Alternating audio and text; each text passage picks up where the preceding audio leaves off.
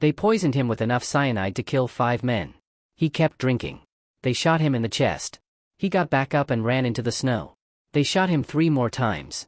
He still wouldn't die. But here's what nobody tells you: the man they were trying to kill that frozen December night wasn't the monster history painted him as. The real Grigori Rasputin was something far more complicated, far more human, and infinitely more fascinating than the legend.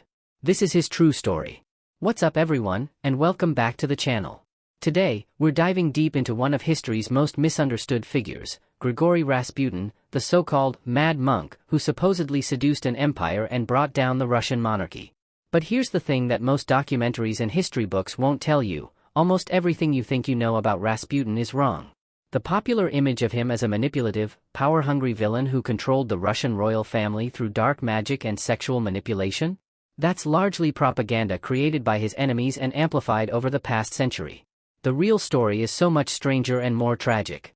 We're talking about a barely literate peasant from the middle of nowhere who somehow became the most trusted advisor to the most powerful woman in Russia. A man who could apparently heal the sick through sheer force of will. A self-taught mystic who partied like a rock star while preaching spiritual salvation. And yes, a man who survived an assassination attempt that sounds like something out of an action movie. So buckle up, because we're about to separate fact from fiction and discover who Grigori Rasputin really was. Let's start at the very beginning, because Rasputin's origin story is crucial to understanding everything that came after. Grigori Yefimovich Rasputin was born in 1869 in Pokrovskoye, a tiny village in Siberia so remote that it made the middle of nowhere look like downtown Moscow. We're talking about a place where winter temperatures regularly dropped to -40 degrees, where the nearest city was days away by horse cart, and where most people lived and died without ever traveling more than a few miles from their birthplace. His father was a peasant farmer and carter, basically someone who transported goods by horse-drawn cart. They weren't desperately poor, but they were far from comfortable. Rasputin grew up in a one-room wooden house that he shared with his parents and siblings, sleeping on the floor near the stove for warmth. Now, here's the first thing that history often glosses over: Rasputin was probably neurodivergent. Contemporary accounts describe him as having an incredibly unusual way of thinking and perceiving the world, even as a child. He claimed to have visions and prophetic dreams from an early age. While some historians dismiss this as later embellishment, people from his village consistently reported that young Grigori was different, intensely observant, oddly perceptive about people's emotions and illnesses, but also awkward and strange in social situations. He received almost no formal education. In fact, Rasputin never truly learned to read and write properly. Throughout his life, his letters were barely literate, full of misspellings and grammatical errors. But don't mistake lack of formal education for lack of intelligence. Rasputin had what we might call emotional intelligence or social intuition in abundance. His childhood was marked by tragedy. His older brother Dmitry drowned when Rasputin was young, an event that apparently affected him deeply. Some historians believe this is when his religious obsessions began, a desperate attempt to make sense of senseless death. As a teenager and young man, Rasputin had a reputation in his village, but not the one you might expect. He wasn't known for being particularly religious or mystical. Instead, he was known for drinking, fighting, and stealing horses. Yes, the man who would become the spiritual advisor to the Empress of Russia started out as a petty criminal with a drinking problem. At 18, he married a local woman named Praskovia Dubrovina. They had several children together, though some died in infancy, tragically common in that time and place. By all accounts, despite everything that happened later, Praskovia remained his wife until his death, and he periodically returned to visit her in Siberia even at the height of his influence in St. Petersburg. So what changed? What transformed a barely literate, hard-drinking peasant into a mystic? The answer is both simple and mysterious: he went on a pilgrimage. Around the age of 28, Rasputin visited a monastery and experienced what he described as a profound religious awakening. The details are murky. Rasputin himself told different versions of this story at different times, but the effect was undeniable. He became obsessed with Orthodox Christianity, but not the official, church-sanctioned version.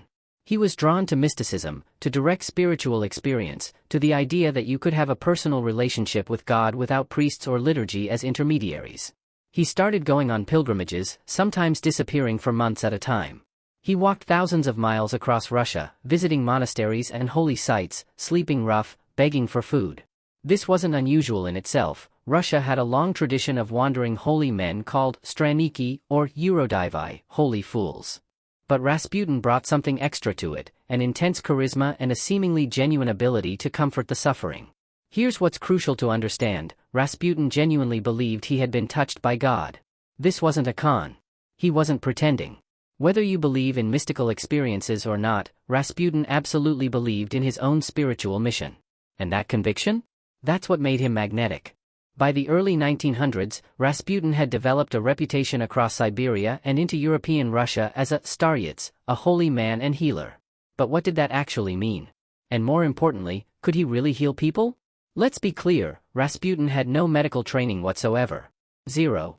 He couldn't have told you what a bacterium was if his life depended on it. But multiple reliable sources confirm that people who were sick felt better after Rasputin prayed over them or talked with them. How do we explain this? The most rational explanation involves a combination of factors. First, Rasputin had an exceptional ability to calm anxious people. Multiple accounts describe his eyes. Apparently they were extraordinarily intense and penetrating, but also somehow calming. He would look directly at people in a way that was unusual for that culture and time, maintaining eye contact in a manner that made them feel seen and understood. Second, he seems to have had an intuitive understanding of what we'd now call psychosomatic illness, conditions where psychological stress manifests as physical symptoms. Many of the miracles attributed to Rasputin involved people whose symptoms had a psychological component. By providing comfort, confidence, and calm, he could alleviate these symptoms. Third, and this is important, Rasputin preached a very physical, very earthy form of spirituality. Unlike the ascetic monks who denied the body and its needs, Rasputin believed that you had to sin in order to truly repent, that experiencing life in all its messiness was part of the spiritual journey. This message resonated powerfully with people exhausted by the strict, often hypocritical morality of official orthodoxy. In 1903, Rasputin arrived in St. Petersburg, the glittering capital of the Russian Empire. Imagine, a barely literate peasant from Siberia, wearing rough clothing, with wild hair and an unkempt beard, walking into a city of palaces and ballrooms, of aristocrats and high society. He should have been laughed out of town immediately. Instead, he became a sensation. Why? Because Russia's aristocracy in the early 1900s was obsessed with mysticism and spirituality. This was the era of seances, of exotic Eastern religions being imported to the salons of St. Petersburg, of a desperate search for meaning in a society that could feel the foundations beginning to crack. The aristocrats were bored, anxious, and spiritually hungry. And here came this authentic peasant mystic, rough and real and utterly unlike the polished phonies they were used to. Rasputin was introduced to influential religious figures, who introduced him to aristocratic families, who introduced him to even more powerful people. He would pray with them, talk with them in his rambling, oddly profound way, and they found it compelling. Some undoubtedly saw him as a curiosity, a peasant to bring out at dinner parties. But others genuinely believed in his spiritual power. And then came the moment that would change everything. He was introduced to the royal family. In 1905, Rasputin met Tsar Nicholas II and Tsarina Alexandra for the first time. The meeting was arranged by aristocratic supporters who thought the royal couple would appreciate Rasputin's spiritual counsel. By all accounts, the meeting went well. Alexandra, in particular, was drawn to Rasputin's simple piety and direct manner. But it wasn't until later, when tragedy struck the royal family, that Rasputin would become indispensable. The tragedy had a name: Alexei Nikolaevich, the crown prince and heir to the Russian throne. Alexei had hemophilia, a genetic disorder that prevents blood from clotting properly. In the early 1900s, before modern medicine, hemophilia was essentially a death sentence. Any injury, even a minor bruise, could cause internal bleeding that might kill him. The royal family lived in constant terror for their son's life. The details of how Rasputin first helped Alexei are disputed, but the basic facts are these: when Alexei had bleeding episodes, he would be in excruciating pain. The doctors would gather around, giving him various treatments that often made things worse. The stress would cause his blood pressure to rise, making the bleeding worse, creating a vicious cycle. Then Rasputin would arrive. He would send all the doctors and anxious courtiers out of the room. He would sit with the boy, talk to him calmly, pray over him. And Alexei's condition would improve. Was this a miracle? Not necessarily. Modern medical historians have pointed out that the stress reduction alone could have helped significantly. When Alexei was calm, his blood pressure would decrease, slowing the bleeding and allowing natural clotting mechanisms to work better. Additionally, some of the doctor's treatments, like aspirin, which thins blood, were actively harmful to a hemophiliac. By getting the doctors to leave the boy alone and let him rest, Rasputin may have inadvertently been practicing better medicine than the trained physicians. But try explaining that to a terrified mother watching her child suffer. To Alexandra, Rasputin was performing miracles. He was saving her son's life, again and again. She became utterly convinced that God had sent Rasputin to protect Alexei, and therefore to protect Russia, because without Alexei, the dynasty had no heir. From that point on, Rasputin was untouchable. No matter what anyone said about him, no matter what scandals erupted around him, Alexandra would not hear a word against him. In her mind, he was holy, chosen by God, and absolutely essential to her son's survival. And that's when things got really complicated. Now we need to address the elephant in the room. Was Rasputin actually the debauched sex maniac that history has painted him as? The short answer is, it's complicated. The long answer requires us to understand the propaganda war that was waged against Rasputin, the religious sect he may have been connected to, and what was actually happening versus what people said was happening. Let's start with what we know for certain. Rasputin drank heavily. This is well documented and not disputed. He frequented restaurants and clubs in St. Petersburg, often staying out all night, drinking and carousing. Numerous witnesses saw him drunk, loud, and inappropriate. This much is fact. He was also surrounded by women. Many women from aristocratic families sought him out for spiritual counsel, prayer, and comfort. He had a group of devoted female followers who defended him fiercely. And yes, some of these relationships appear to have been sexual in nature, though the exact details are murky and complicated by the unreliable nature of the sources. Here's where it gets tricky. Rasputin may have been connected to a religious sect called the Khlysty. This was a mystical Orthodox sect that believed in achieving spiritual ecstasy through intense physical experience, including flagellation, dancing, and yes, sexual activity. The theology was complex. The idea was that you needed to sin extravagantly in order to truly repent, and that this cycle of sin and redemption brought you closer to God. Rasputin always denied being Khlysty, and there's no definitive proof he was a member. But his behavior and his preaching certainly showed their influence. He would tell his female followers that physical contact with him was a form of spiritual blessing, that their bodies were holy and shouldn't be denied. Whether this was genuine religious belief or manipulation depends largely on which sources you trust. What's undeniable is that his enemies used his lifestyle to destroy his reputation. Newspaper articles appeared accusing him of seducing aristocratic women, of orgies, of unimaginable depravity. Many of these stories were complete fabrications or massive exaggerations. But some had a kernel of truth, and that kernel was enough. The most damaging rumor was that he was having an affair with Tsarina Alexandra herself. This rumor was almost certainly false. Alexandra was by all accounts a deeply faithful wife who adored her husband. She was also extremely prudish and religious. The idea that she would have an affair, especially with a peasant, was absurd to anyone who actually knew her.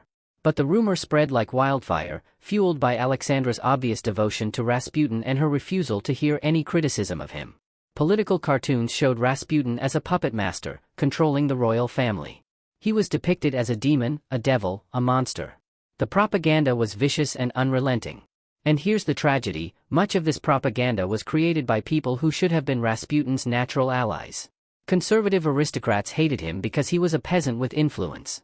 Liberal reformers hated him because he was connected to the autocratic royal family. The Orthodox Church hated him because he represented uncontrolled, unsanctioned spirituality. Everyone had a reason to want him gone. But was Rasputin actually politically influential? Did he really control government policy as the propaganda suggested? The truth is more nuanced.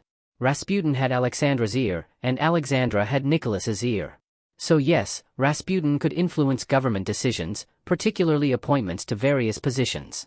He would recommend people for jobs, and often these recommendations would be followed. But the idea that he was single-handedly directing Russian policy is an exaggeration. However, his influence became much more problematic after 1914, when World War I began. Nicholas II, trying to rally the country and prove his leadership, made the catastrophic decision to personally take command of the Russian armies. This meant he was away from St. Petersburg, at military headquarters, for much of the war. And that meant Alexandra was effectively running the government in his absence. Alexandra, remember, trusted Rasputin completely.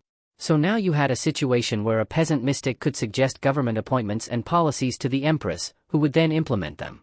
Ministers were appointed and dismissed based on whether Rasputin thought they were good or bad people, and Rasputin's criteria had nothing to do with competence or experience. This was disastrous.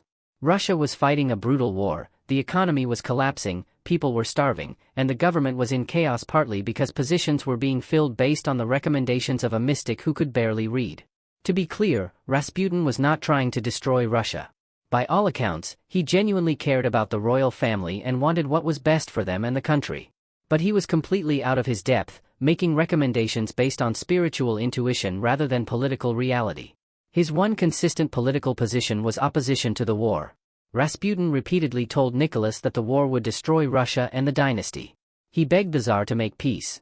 On this point, history would prove him absolutely right. The war did destroy both Russia and the Romanov dynasty.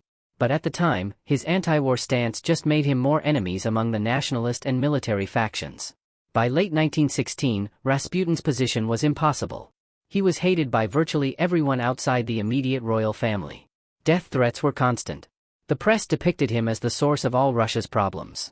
In the salons and clubs of St. Petersburg, aristocrats openly discussed the need to kill him. And then, a group of them decided to actually do it. The plot to kill Rasputin is one of the most famous assassination stories in history, and like everything else about Rasputin, it's been heavily mythologized. Let's separate fact from fiction. The conspiracy was led by Prince Felix Yusupov, one of the richest men in Russia. Yusupov was young, aristocratic, and by his own admission, somewhat obsessed with Rasputin. He claimed to be horrified by Rasputin's influence and wanted to save Russia. But there was also something personal about his hatred, a mixture of fascination and repulsion that reads as almost psychosexual in Yusupov's later writings about it. Joining Yusupov were several co-conspirators: Grand Duke Dmitry Pavlovich, a member of the royal family, Vladimir Purishkevich, a conservative politician, Dr. Stanislas Lazavert, a physician, and Lieutenant Sergei Sukhatin, an army officer. The date was December 29, 1916, December 16 in the old Russian calendar. The plan was to lure Rasputin to Yusupov's palace on the pretext of meeting Yusupov's beautiful wife, Irina. This is important. The conspirators used the promise of meeting an attractive woman as bait, playing on Rasputin's reputation as a womanizer. Now, here's where we need to be very careful, because the story of what happened that night comes primarily from Yusupov himself, and he was not a reliable narrator. He wrote and rewrote his account multiple times, adding dramatic details with each telling. The story became more elaborate and supernatural with each version, which should immediately make us suspicious. According to Yusupov's account, here's what happened. Rasputin arrived at the palace around midnight. He was brought down to a basement room that had been decorated to look intimate and welcoming. Yusupov offered him wine and cakes, supposedly laced with massive amounts of potassium cyanide, enough to kill several men.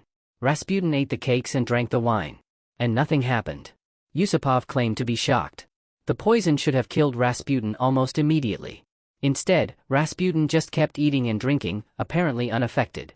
After hours of this, Yusupov went upstairs to consult with his co-conspirators, then came back down with a revolver. Yusupov shot Rasputin in the chest. Rasputin collapsed. The conspirators gathered around, checked for a pulse, and declared him dead. They went upstairs to discuss disposing of the body. But then, and this is the part that made the legend, Rasputin allegedly got back up. According to Yusupov, he went back down to the basement and found Rasputin alive, getting to his feet. Rasputin attacked him, tearing off an epaulette from his shirt, then staggered out of the palace into the snowy courtyard. Purishkevich ran after him and fired several more shots. One hit Rasputin in the back, another in the head. Rasputin finally collapsed in the snow. But even then, according to the conspirators, he kept trying to get up. So they beat him with clubs, kicked him, and then bound his body and threw it through a hole in the ice of the Neva River. When Rasputin's body was recovered several days later, the autopsy allegedly revealed that he had still been alive when thrown into the river. There was water in his lungs, suggesting he had drowned. This story, of the man who wouldn't die, who survived poison and bullets and kept getting back up, became the foundation of the Rasputin legend. It seemed to prove that he was supernatural, demonic, impossible to kill through ordinary means. But here's the problem: a lot of this story is probably false. Modern researchers have poked massive holes in Yusupov's account. First, the poison. When Rasputin's body was examined, no traces of poison were found in his stomach. This suggests either the cakes were never actually poisoned, or the poison had degraded and become ineffective. It's possible Yusupov and his co-conspirators lost their nerve at the last minute and couldn't go through with poisoning him. Second, the autopsy report doesn't actually say what Yusupov claimed. The official report mentioned 3 gunshot wounds and noted that Rasputin died from a shot to the forehead. The water in the lungs thing? That appears to be a later addition to the story, possibly fabricated. Third, modern pathologists have pointed out that the wounds described wouldn't have allowed Rasputin to get up and run around. A shot to the chest in the location Yusupov described would have likely caused rapid death or immediate incapacitation. So what really happened? The most likely scenario is this: Rasputin was shot multiple times and died, probably not instantly but relatively quickly. The stories about him getting back up, surviving poison, and requiring multiple methods to kill were embellishments added by Yusupov and others to make themselves seem more heroic and to reinforce the image of Rasputin as something inhuman that needed to be destroyed. But here's what makes the true story even more tragic: the embellishments worked. The exaggerated tale of the assassination became part of the legend, making Rasputin seem even more monstrous and supernatural in the public imagination. So who was Grigori Rasputin, really? Strip away the propaganda, the legends, the embellishments, and what are we left with? He was a peasant from Siberia with probable neurodivergent traits and an unusual mind. He had genuine spiritual experiences that convinced him he had been touched by God. He developed an exceptional ability to comfort the suffering and calm the anxious, whether through intuition, emotional intelligence, or something we can't quite explain.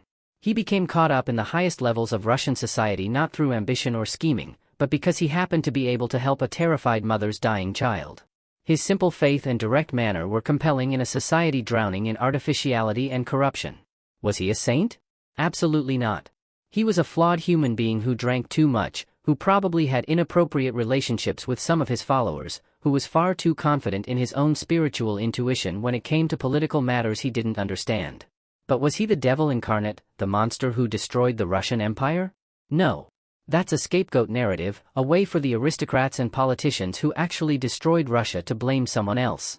The truth is that the Russian Empire was collapsing under the weight of its own contradictions long before Rasputin arrived in St. Petersburg. The autocracy was unsustainable, the economic system was failing, the social inequalities were explosive. World War I was the match that lit the fuse, but the bomb had been building for decades. Rasputin was a symptom, not a cause. He became powerful because the system was already broken, because the royal family was isolated and desperate, because traditional institutions had lost their credibility. If it hadn't been Rasputin, it would have been someone else. What makes Rasputin's story so compelling isn't the supernatural elements or the scandalous rumors. It's the human story underneath, an outsider who found himself in a situation completely beyond his understanding, trying to do what he thought was right, and becoming a monster in the public imagination because he represented everything the old order feared. He was the peasant who got too close to power. The mystic who challenged the church. The individual who rejected social norms. The nobody who became somebody. In early 20th century Russia, this made him dangerous not because of what he did, but because of what he represented. The real tragedy of Rasputin isn't how he died, it's how he's been remembered. The propaganda created by his enemies has outlived everyone involved. A century later, we still think of him primarily as the mad monk, the demonic figure who seduced an empire. But read the actual historical documents, the letters between Rasputin and the royal family, the accounts from people who knew him, as opposed to those who just hated him from afar, and a different picture emerges.